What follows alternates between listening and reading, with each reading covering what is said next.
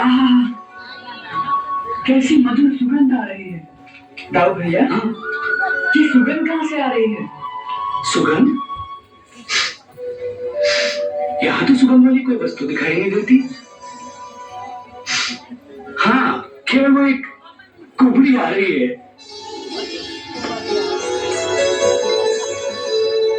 हो सकता है उसी के पास से ये सुगंध आ रही हो।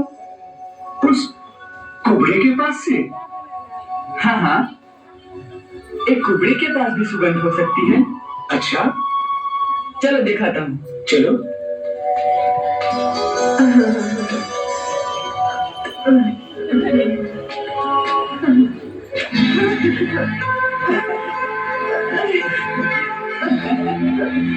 हटो यहाँ से,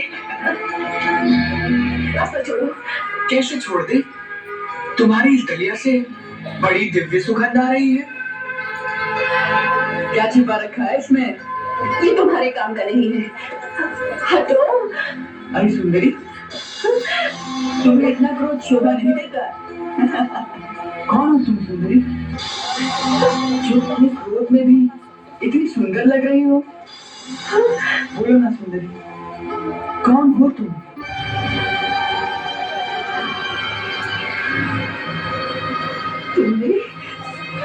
तुमने मुझे सुंदरी कहा? मुझे? हाँ। पहले ये बताओ कि कौन हो तुम निर्दयी, जो एक कुबड़ी स्त्री को सुंदरी कह के उसकी हंसी उड़ा रहे हो, इसका लोग कुब्जा कह के उपहास करते हैं, जो लोगों के तानों से दुखी होकर अकेली छिप कर सूनी गलियों से जाती है, ताकि ये घृणित शब्द बार बार मुझे न सुनना पड़े। फिर भी किसी न किसी घर से, कहीं न कहीं से ये व्यंग्यवार तो आ ही जाता है, कि देखो वो कुब्जा जा रही है, उनके तानों से दुखी होती हूँ, उनके उपहास को सह लेती हूँ, क्योंकि ये सत्य है कि मैं कुब्जा हूँ। परंतु ऐसा क्रूर उपहास किसी ने कभी मुझसे नहीं किया जो तुमने मुझे सुंदरी कह के किया है।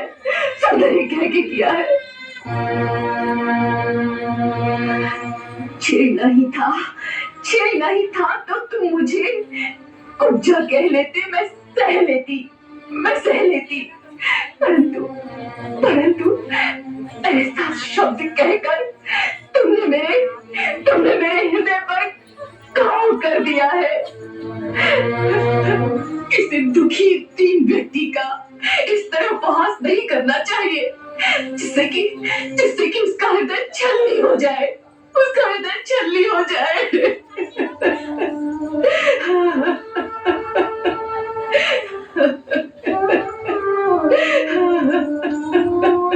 मैंने हंसी तो नहीं उड़ाई सुंदरी,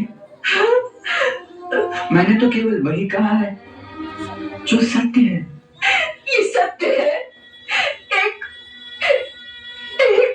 कुबड़ी शरीर, कुरूप मुख तुम्हें सुंदर लगता है? हाँ देवी, मैं किसी के शरीर को कभी नहीं देखता, मैं तो केवल आत्मा देखता हूँ। तुम्हारे अंदर जो सुंदर आत्मा है उसे लोग नहीं देख सकते, परंतु मैं तुम्हारी वो परम सुंदर आत्मा देख रहा हूँ, इसलिए तुम्हें सुंदरी कहा मैंने।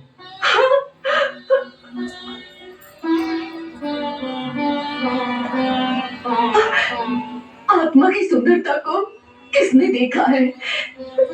शरीर तो कुरूप है ना, लोग तो उसी को देखते हैं। शरीर की कुरूपता और सुंदरता प्राणी के अपने कर्मों के अनुसार होती है। ये सदा नहीं रहती, ना ही सुंदरता सदा रहती है और ना ही कुरूपता सदा रहती है। हाँ, बुढ़ापे में एक सुंदर शरीर भी मुरझा जाता है। जब कर्मों का समय बदलता है और पुण्य कर्म उदय होते हैं, तब एक कुरूप शरीर भी कमल की भांति सुंदर लगने लगता है। मैं वही देख रहा हूं। तुम्हारी कुरूपता के अंत का समय आ गया है देवी। जिस श्राप के कारण तुम्हें ये कुबड़ा शरीर प्राप्त हुआ था, उस श्राप की अवधि समाप्त हो गई है। हमारा विश्वास करो सुंदरी। फिर वही। तनिक स्थिर रहो, हम अभी दिखाते हैं। अरे अरे, ये क्या कर रहे हो?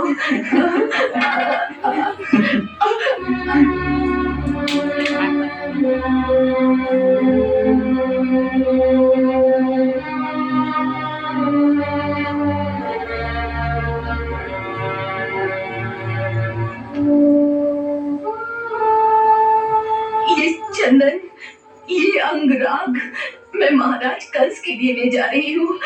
सब मिट्टी में मिल जाएगा। वे तो मेरी गर्दन ही काट देंगे। जिसका हाथ मैंने पकड़ लिया हो, उसका महाराज कंस भी कुछ नहीं बिगाड़ सकते।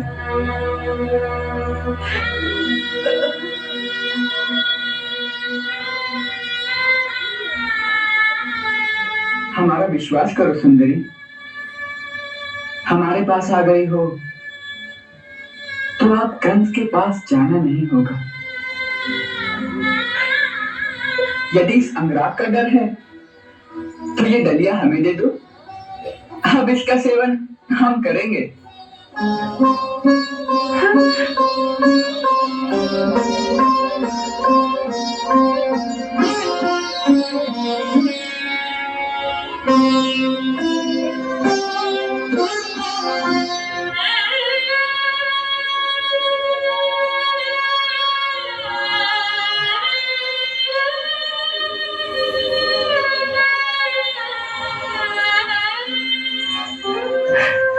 कौन हो तुम?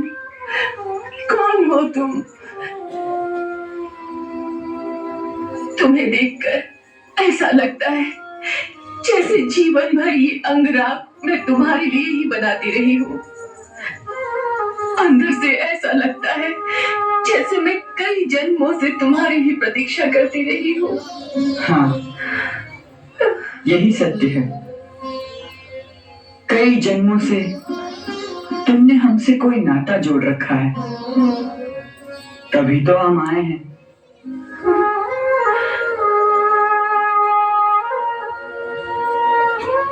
मैं जानती नहीं हूँ कि तुम कौन हो, परंतु आत्मा के अंदर से कोई आवाज दे रहा है कि ये चंदन, ये अंगराग तो क्या है पगली। अपना सर्वस्व इनके चरणों में समर्पण कर दे। यही तेरा सर्वस्व है, यही तेरा सर्वस्व है। ले लो प्रभु, ये सर्वस्व तुम्हारा ही है। नहीं नहीं नहीं नहीं, ऐसे नहीं दूंगी। जी चाहता है आज मैं अपने हाथ से तुम्हारे शरीर पर इस अंगराग का लेप करूं। जिस प्रकार आज तक मैं उस पापी के शरीर पर लेप करती आ रही हूं, उसी प्रकार आज तुम्हारे अंगों को इस अंगराग से सुवासित कर दूं। चलो प्रभु, चलो मेरी कुटिया पर, चलो प्रभु। इस दासी को एक सेवा का अवसर दो प्रभु।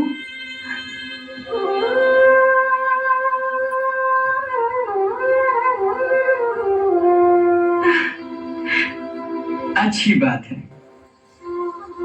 परंतु तुम्हारे महाराज क्या कहेंगे? कहीं गर्दन काट दी तो? कौन महाराज? तुम्हें देखने के पश्चात तो अब मुझे ना कोई महाराज दिखाई देता है, ना कोई और।